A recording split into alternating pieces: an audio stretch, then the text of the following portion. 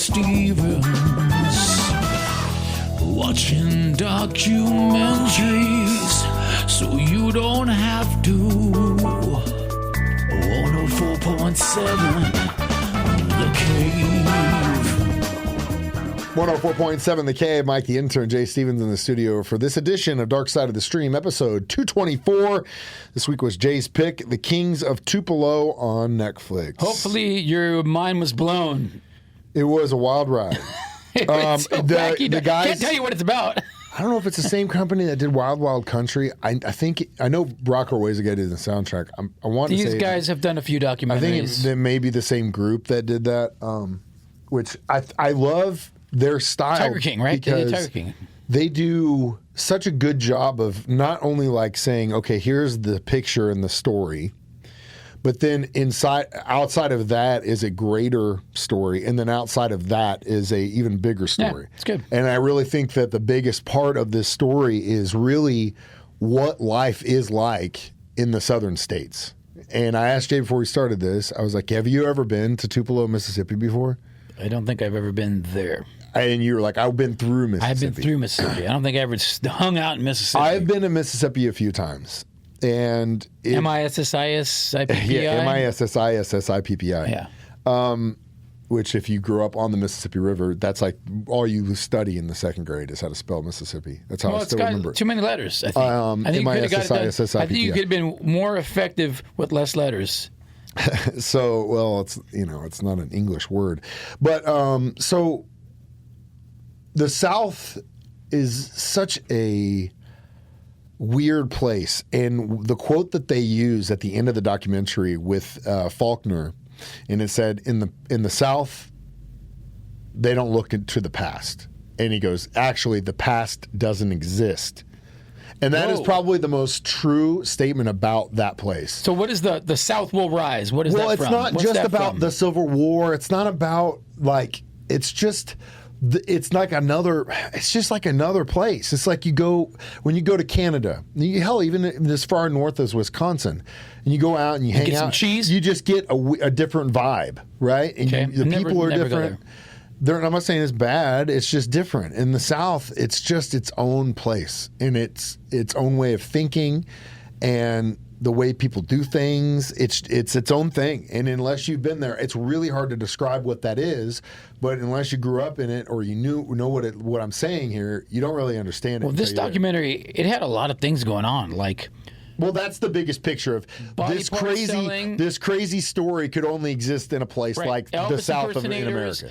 Body part selling, the White House letters with what's the anthrax on, Ricin. Dude, there was so much wacky stuff going on in this music career in L.A. Dude, it was wild.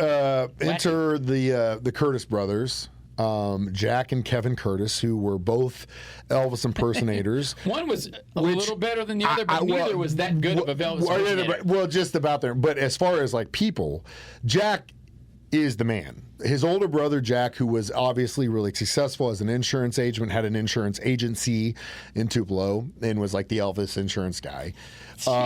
He was a very successusel dude. What a hustle that is. I'm the Elvis insurance guy. Yeah, but he took care of Kevin's wife and the kids and he was, even through all the crap that his brother put him through with all the conspiracy stuff, he was still there for him. You know what I mean? Yeah. And having, when you have siblings, you go through ups and downs. Sibling rivalry. And it's hard sometimes to be like, no matter what you do, I'll be there for you, especially when they keep making bad choices and bad choices and bad choices. Got to cut ties sometimes. But it's obvious that Kevin Curtis suffers from major bipolar disorder.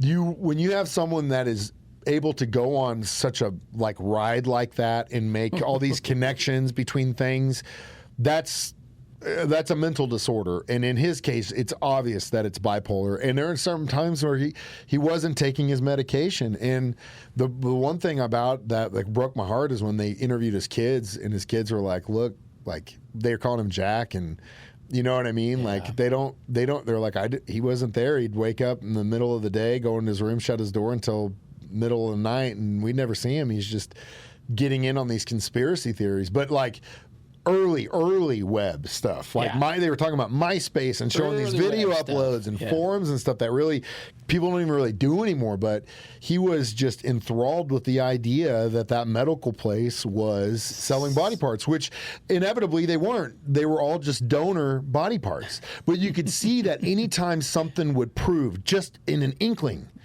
of what he was trying to say, then that's it. That's confirmation. That's confirmation. Yeah, see, I told but you. Yeah. that also leads to a mental disorder because it doesn't necessarily prove you're right. The house fire thing is, ex-wife was like, that was me. I left the kitchen in the oven. I burned the house down. But he took that as, no, they're after me to silence me. And all these other things that happened, the faulty battery. Nope, that was someone. It's like, dude, if someone wanted to put a car bomb in your bar, it was wild stuff, man. It's just all unlucky coincidences in this guy's life, and what a wild situation. But that wasn't just the thing. There was so much more to this, and we'll be back to talk about what that was. Kings of Tupelo, Dark Side of the Stream on 104.7 The Cave. 104.7 The Cave, Mike the Intern, Jay Stevens back in the studio, Dark Side of the Stream, episode 224, Kings of Tupelo, and Netflix. So anyway, you get the story about these two brothers, Double Trouble, which I would, if they tour. If they put on that Elvis show. Jay and I are going. We're going. Two Elvises going. doing karate on stage together and singing. Oh. We're going. I am also a very vocal, I've always said that, and I took this from Quentin Tarantino, and I think it was True Romance, where he said the line, there are two different types of people in this world. You're an Elvis man or a Roy Orbison man. Ooh. I am Those are the only two choices? If you were to, well, there's different iterations of that. Are you an Elvis man or are you a Beatles man? Yeah, or is that? But I've heard are you different. A John Lennon, Paul McCartney? Yeah, but right? I think ultimately the Elvis. Or Oasis, Beatles? No. If you were to say, I mean, the Elvis Beatles one makes sense. Elvis Roy Orbison makes sense. I'm definitely Led a Roy Zeppelin, Orbison. Rolling Stones. No, it would be Beatles Stones. Beatles Stones. Yeah. What are you, Tyler? Tyler, what are you? Elvis, or he's probably who's Motley Roy Crue. Orbison? He's all Motley Crue. Who's Roy Orbison?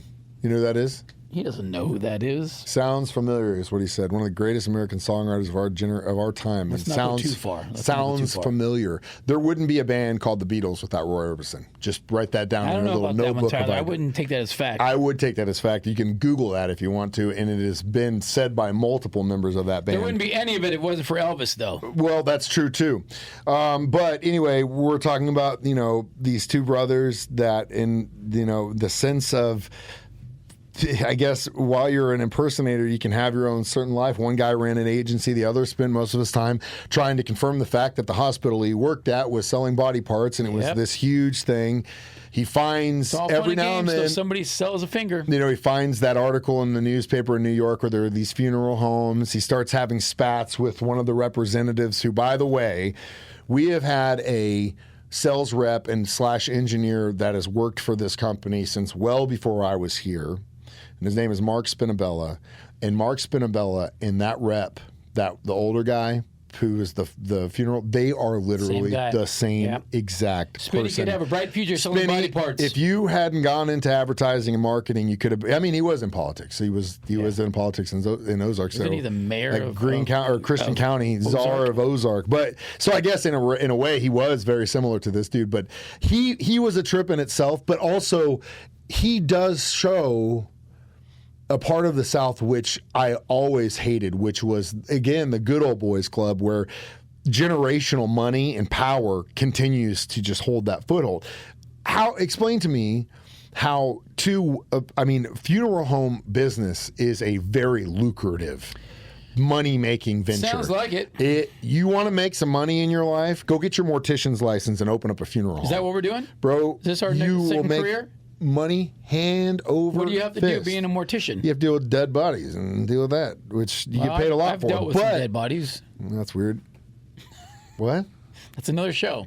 Oh my God. Let's keep the train moving. Okay. Kind of throwing me for a curveball there. I have two, but I want to know your story. We could steal their gig. We could dress up like Elvises. With the Elvis morticians. But anyway, the representative, it's just crazy to me. Like his mom was a circuit court judge. He was a rep that served his country for 20 plus years, but they had all this money and power, and you could see that it was generational. Yeah. And he spoke with the fact that I could literally kill a dog on a courthouse, and I'd still gain percent. We've seen stories like this before. Where I don't understand. My whole thing is, when it comes to politics, like, if you got a guy in there 20 years and you're still got the same problems, what's that dude doing for you? Well, this is our government. But that's what's the problem. This is our government, yes. But anyway, so I liked him as a character. I don't know if I liked him as a person. Yeah. But he was definitely a trip. Anyway, so Kevin Curtis had a wash with him, and really anyone else that didn't get in line with him and believe him, he would take offense and get super defensive, which again is another telltale sign of a mental illness. Well, it wasn't just about the two brothers. There was another impersonator, but this guy was a Wayne Newton impersonator. Was it Dutchich? I don't know. I don't know how you remember these names. I guess because it was so interesting. Is this anyway, the karate guy? Yeah, we're going to talk about the karate guy, Taekwondo dude. The guitar next. player Shredder? And how he was a genius. Next, and don't ever call yourself a genius if you're not one. We'll be back in a minute. Dark Side of the Stream on 104.7 The Cave. 104.7 The Cave, Springfield's pure classic rock. I'm Mike the Intern. That's Jay Stevens. It is Dark Side of the Stream, episode 224, The Kings of Tupelo on Netflix. So here's where it gets weird. If it wasn't already weird, and there's so many parts that I'm going over. The third guy comes in. They talk about Kevin's divorce, and they had a lot of great interviews with this. Wacky, dude. And she's talking about going on this cruise to Jamaica and just banging everyone, and then being the sexy secretary and just banging everyone that word went through there. They use that word very loosely in Mississippi. She was proud of that though, and everyone was cool with it. And you could, at that point, he's no longer married to her, but that must have drove him just insane. Yeah. Dude. And then the third guy comes into play. And then into town. So then this guy comes into town. He supposedly worked in the military, but they never really got into his credentials. Even his martial arts background. And the martial arts thing. I'm a black belt in Taekwondo. I'm opening a studio here. So this dude who was not from Mississippi shows up. He decides he wants to get back into karate, opens a dojo. Then he's like, I need to get some income, meets this girl, they hook up, and then he ends up becoming an agent for Jack Curtis's insurance company, starts hooking up with Kevin Curtis's wife on the side, of course, probably, because she just did whatever she wanted. She sounded like a good time. Yeah, she's a fun girl, for sure. I just wanted you to say that. We need a girl like Tyler for that. We need a girl for Tyler like that. She sounded like a good time. She probably was. Probably still is. Either way, so this dude comes into play, and at first, him and Kevin Curtis seemed to get along. Yeah. But then, jealousy. There was some jealousy competition. Kevin was mad because this dude, he ran a paper, I guess, in Tupelo, and he just kept hounding him. Like, you got to put my story in your paper. You got to put my story in your paper. You got to put my story in your paper. And he's like, I'm not putting that stupid story in my paper. Leave me alone, blah, blah, blah, blah, blah. And so Kevin was just like, That's okay. it. So they basically start feuding online on comments. You see it all the time. The guys, they don't like each other. You see it. Find each other. They go back and forth, and it's for the world to see. And then the final straw, well, I guess ultimately what the final straw was, for me, was this karate instructor, card-carrying member of Mensa. He's super smart. He made his own cards. He's a child molester, right? He exposed himself to kids on a bus, and then come to find out, oops, he's been doing some not-so-nice things in his dojo, too. Yes. So he gets busted for abusing children, and this is when Kevin Curtis is like, I told you so. This guy's trash. Blasts it everywhere online. Well, then, about a week later, old Kevin Curtis is sitting at his house, and SWAT team, Secret Service, Homeland Security, Black Hawk helicopters, they're all at his house. They kick the door down. I remember the story. I do too. They put him in cuffs and they take him off to a dark site. Rancid covered letters to Obama and a bunch of other people. Right? Obama got one. The senators in North Mississippi got one. Rep got one. And so ultimately, this dude took the blame for it. When the feds started looking at it, they contacted local law enforcement. Well, first they stamped the letter to Tupelo. Then they go, okay, well, let's get a hold of law enforcement. Everyone knew who Kevin Curtis was. Yes. And they're like, we got a guy down here. You might want to talk to him. He's a little nuts, You might want to talk to him. you know, he may have had an assault charge, but at least he wasn't diddling kids. Right. He may be crazy, but at least he never crossed that line that we know of. But he might want to take a look at this dude. And so the feds took a look and they're like, oh my God. This is the guy on paper. It looked like as though he could have been the guy, yeah. But then as they book him, they put him in and they go, what do you know about rice? And he goes, I only eat rice at Chinese places. Dude, he was the best, bro. Immediately, the agents look at each other and they're like, so good. They're like, what? That's not the guy. That's not the and guy. they leave and they're like, you know, they're in the other room going, what the actual? Yeah, can you imagine? And he's just sitting there going, body parts, rice, what? I'm here to talk about the body parts, right? I knew this is what it was about. Could you imagine those guys? Ultimately, as they had him in, the agents kept looking, and they found out that old Mr. Kevin had a definitely falling out with this guy, the karate instructor. But he was also in a band, though. Where did the band part come in? In LA, shredding 80s. The robot band. Yeah, robot techno. Robot band, which was like a rapping but no robot drummer. Robot drummer. Yes. Robot drum or something like that. Shredding guitar.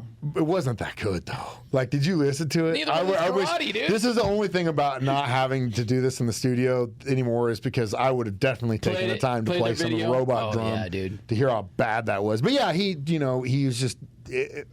This guy tried everything, including running for office, which he ended up getting his butt spanked in, and then got charged with sexual indecency and all that stuff. And then obviously Kevin Curtis put him on blast, which sent him over the edge to try and frame this guy to make it look like he had sent all these letters. Even at one of the rallies, didn't they put him on blast at the rally? Well, that story was actually kind of sad. I mean, so crazy, it's not sad from the perspective that when there are people that act like this in my life that are like, I'm smarter than you, and I'm always the smartest guy in the room kind of shit. I hate that. And I'm like, dude, as soon as I can cut you down on the knees, I will cut you down on the knees and get you down on our level so damn fast. And when that stuff like that happens to someone, especially guys like him, who, granted, I get what he's saying about the generational wealth and all these people that just continues to run things. I totally understand that. But in the way he did it wasn't great. And he gets up on and does a speech, completely knocks his family. Dude's mom gets up there and says, you get on your knees and apologize. And he did it! Wild, bro. So ultimately, like, if you're going to be that guy, lean into it. If I go up on stage and drop all kinds of stuff on Jay, and then Jay's brother or mom comes up there and starts yelling at me, telling me to apologize, I'm going to lean into it and look her in the eye and say, no, you owe me an apology. Yeah. I'm not going to back down and get on my knees in front of a bunch of people. So ultimately, you can see, even though this guy had a lot of confidence because he was so smart, ultimately, he lacked any balls to sit up there and lean into what he truly was, which was funnier than hell to me. But you could hear it in his prison calls that this guy was just, I mean, he still is the smartest guy in the room. Yeah, right? Unbelievable, man. Unbelievable. This whole documentary is a wild crazy ride. Characters in the South, baby. That's what this thing was about. And we'll talk more about in our reviews. Kings of Tupelo next on 104.7 The Cave. 104.7 The Cave. Mike the Intern, Jay Stevens back in the studio one more time. Dark Side of the Stream episode 224, Kings of Tupelo on Netflix. So how many Elvis impersonators would you give this one? I'll give it a good 4. Solid. It was quadruple trouble. I will say this. It's just so wacky. You don't even know what you're watching at some point. It's like, what is this even about? That's exactly what Krista said after. She looked at me and goes, I don't even know what the hell I just watched. There's so much random craziness going on. It's like, but like I said, it's a really good example of a story within a story within a story. Like Tiger King. The story itself, it's like the Tiger King is like, it's a basic story. Animal trading, exotic animal trading is really bad. Here are all these insane people that are involved in it, and this is the king of all those. It's great. Yeah, it's the same way. People made it. Yeah, this is the way the South is. This is the way really cliquey South places, Southern places like Tupelo, Mississippi is, and these are the type of characters you'll find in places like this, and it exists everywhere. Watch it. Yeah, for sure. It's definitely worth the watch. 3 episodes, easy peasy. Easy. It's funny. What I was going to do next on our episodes of Dark Side of the Stream just premiered on Max. It is called A Body in the Snow, The Trial of Karen Reed, which, if you didn't know that, Karen was married to a police officer who was found dead after getting hit in a car, basically hit and run, and left for dead out in the snow. Wow. Did she okay. do it? Did she not? I don't know. We're going to find out. I was amazed. I thought you were going to go for something different. No, I saw a preview while I was watching this, and I was like, yeah, okay, we'll check that out. Cool. So, I'm Dead in on the it. Snow, Karen Reed trial on Max. As always, you can watch us do this live on Facebook or YouTube 9 a.m. every Thursday. You can also listen to it during my show at that time. Jay's show's at 6 p. You can come and talk to Tyler about it, but you have to come not at 9 o'clock when he's supposed to be. He's at about work. 9:15, You gotta come about 9:20 when he rolls in. That's when he gets here. He's got late nights, and he's working hard. He's He has good excuses, busting his though. ass. He has He's really a good young, excuses for being He's a late. young hustler. You should be He is. happy about his gaming. Yep, he is. His game. I think game singular. Yeah, either way, you can always download this as a free podcast on our 104.7 The Cave app. I am Mike the Intern. That's Jay Stevens reminding you. We watch movies so you don't have to. to. It's Dark Side of the Stream on 104.7 The Cave. By the way, can we talk about the new theme song? How dope it is. Oh, yeah, it's amazing. The theme song was good, Yes. but the video together Yes. is really, really So good. good.